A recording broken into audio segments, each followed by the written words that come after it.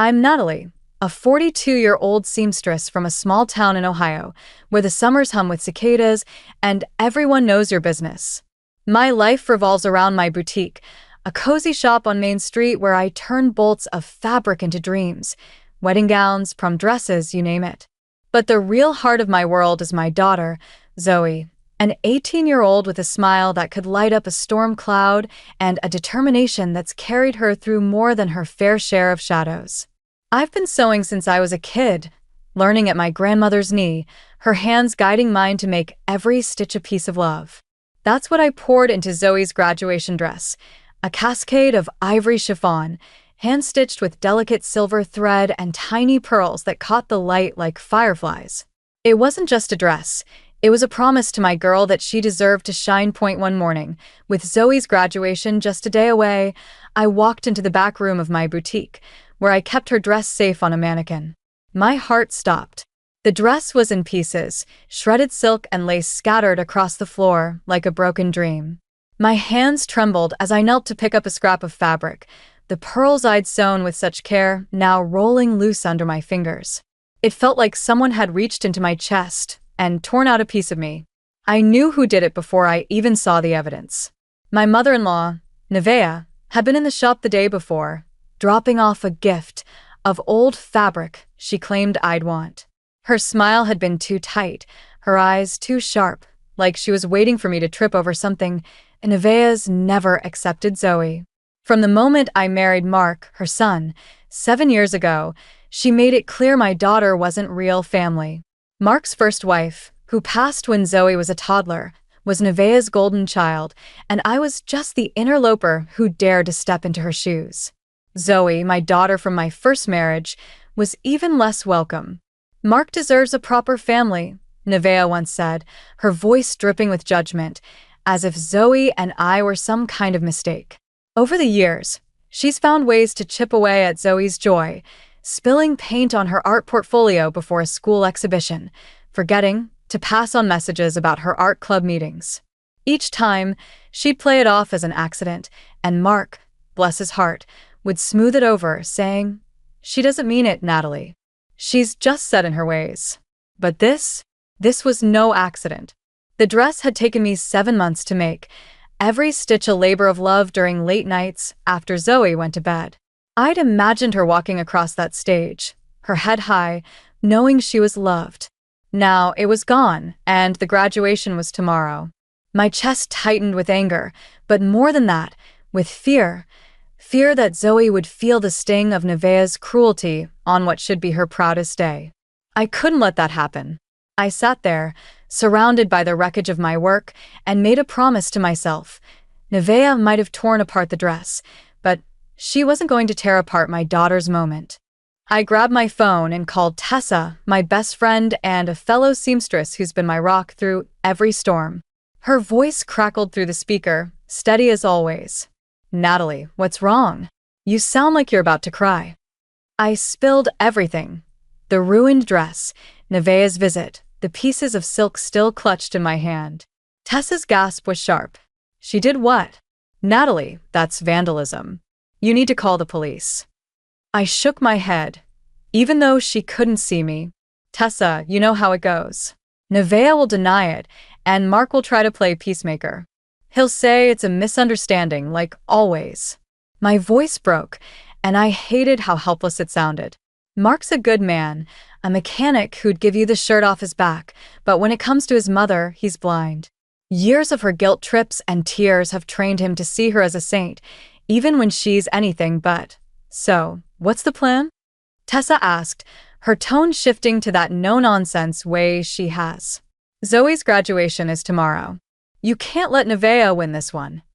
I glanced at the calendar on the wall, where I'd circled Zoe's big day with a red marker and little stars. My girl had worked so hard, straight A's, art awards, a speech at the ceremony. She didn't deserve this. Then, a spark of hope flickered in my chest. "Tessa, remember the emerald dress?" I said, a smile creeping into my voice. "The one I made just in case?" Tessa laughed, a sound of pure relief. "You actually did it?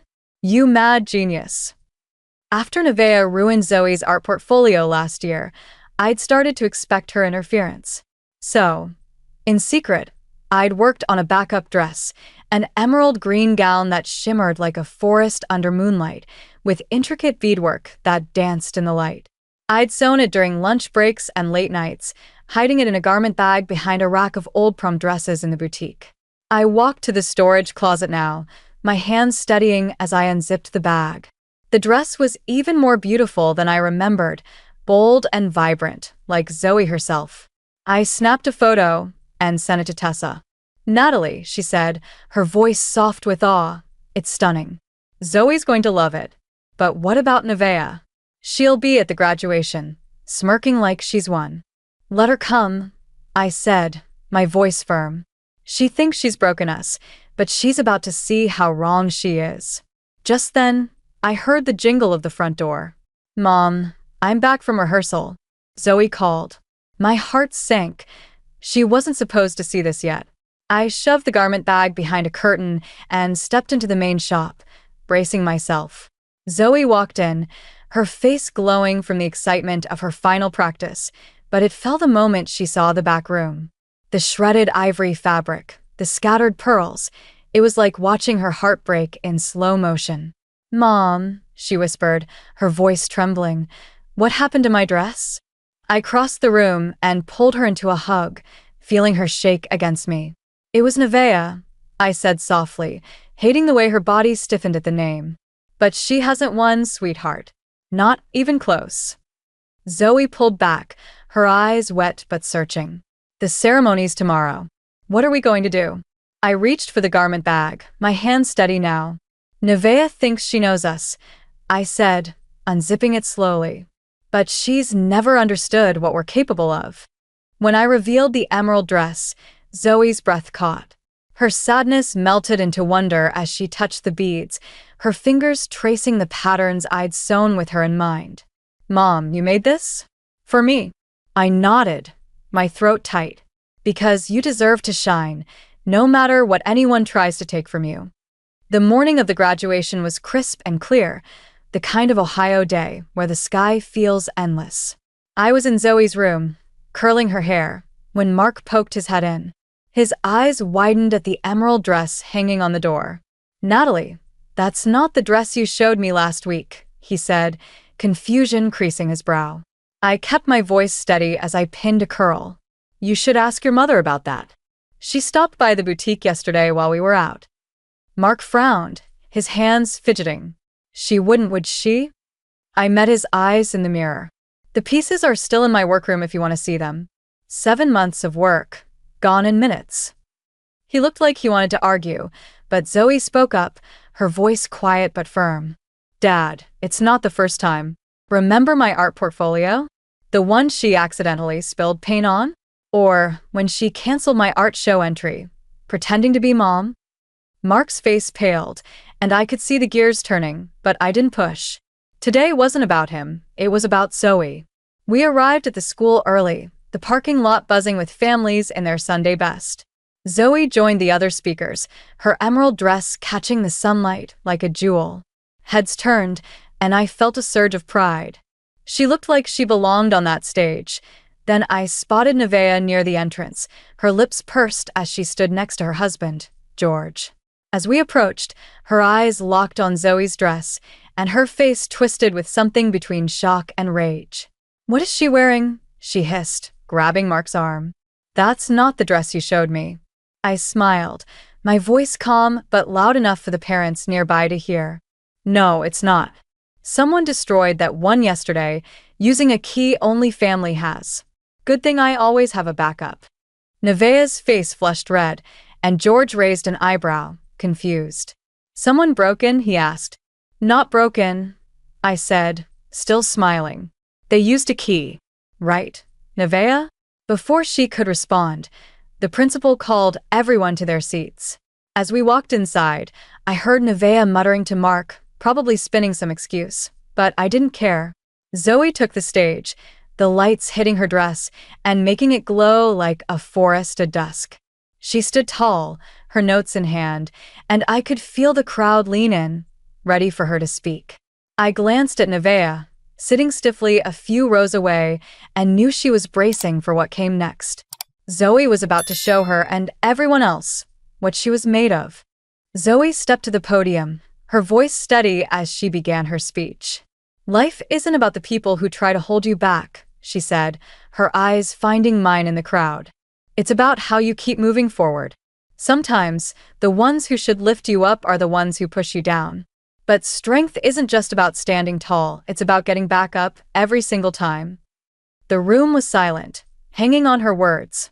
I could feel the weight of her story, the years of Nevaeh's slights and sabotage, woven into every sentence.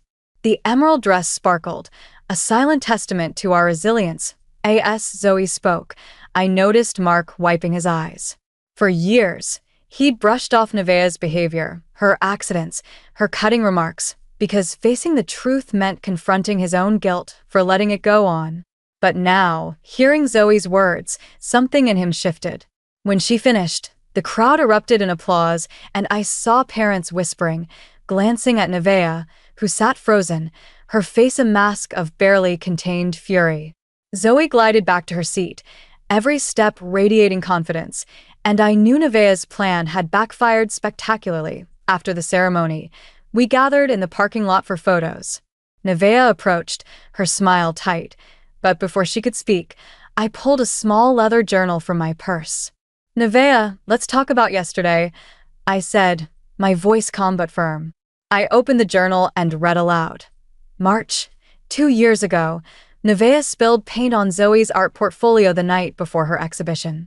June, last year, she called the school, posing as me, to cancel Zoe's art show entry. Nevaeh's eyes widened, and George looked stunned. "You kept a record?" he asked, his voice low. "Every incident," I said, flipping through pages of dates, witnesses, even a photo of the ruined portfolio. "I knew we'd need proof someday." Mark took the journal, his hands shaking as he read. "Mom," he said, his voice breaking, "how could you? Zoe's my daughter, as much as anyone could be." Nevaeh's face twisted. "She's not your real daughter," she snapped, but Mark cut her off, his voice louder than I'd ever heard. "She's more my family than you are right now." He held out his hand. "Give me your key to our house. You're not welcome until you fix this." George, reading over Mark's shoulder, looked at Nevaeh with new eyes. "Did you really tell Zoe's art teacher she was unreliable to keep her out of the showcase?" he asked, his voice heavy with disbelief. Nevaeh stammered, but the truth was written all over her face. The rest of the day passed in a blur of celebration. Zoe walked across the stage to get her diploma, her emerald dress glowing under the lights, and the crowd cheered louder than I expected. Parents and teachers kept stopping us to compliment her look, her speech, her grace. Each comment felt like a tiny victory, a reminder that Nevaeh's cruelty had only made Zoe shine brighter. As we posed for photos, I caught Nevaeh watching from a distance, her eyes darting like she was recalculating her next move. For the first time, I saw a flicker of fear in her expression, not of me, but of what she couldn't control.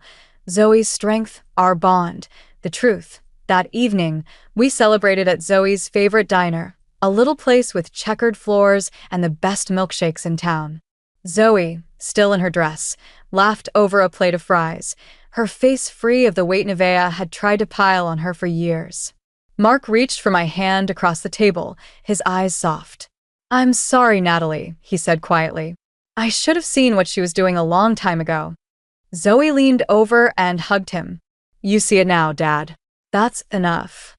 My heart swelled, watching them together. Real family, not perfect, but stronger for it. Later, our phones lit up with notifications. Nevaeh had posted on social media a long apology for her recent actions, announcing she was stepping back from her church and community roles to reflect. Zoe raised an eyebrow over her milkshake. "Think she means it?" I laughed. "Not for a second. But she knows we've got enough to unravel her perfect image if she tries anything again." The journal, the photos, the security footage from my boutique's camera, it was all safely stored, a quiet shield against her schemes. A few days later, George called. He'd found a box in their attic, broken art supplies, torn sketches, even a ribbon from Zoe's first art show, things Nevaeh had taken or destroyed over the years. She kept them like souvenirs, he said, his voice thick with disgust. He was meeting with a lawyer, talking divorce. Justice didn't come with a megaphone, but it arrived all the same, steady and undeniable. I tucked Zoe's dress away in her closet, its emerald fabric catching the light. I thought about what it meant. It wasn't just a gown, it was proof we could take the worst someone threw at us and turn it into something beautiful. Nevaeh had spent years trying to dim Zoe's light, but all she did was teach us to shine brighter, to plan smarter, to stand taller. I'd spent those years teaching Zoe not just to survive, but to thrive, to meet cruelty with grace and hate with strength. To everyone who's followed this journey, thank you. You've walked with us through heartbreak, betrayal, and a hard-won victory. If this story hit you in the heart, hit that subscribe button and join us. Every stitch, every moment, every fight tells a story of love, resilience, and rising above. Keep weaving your own truth, and I'll meet you at the next chapter.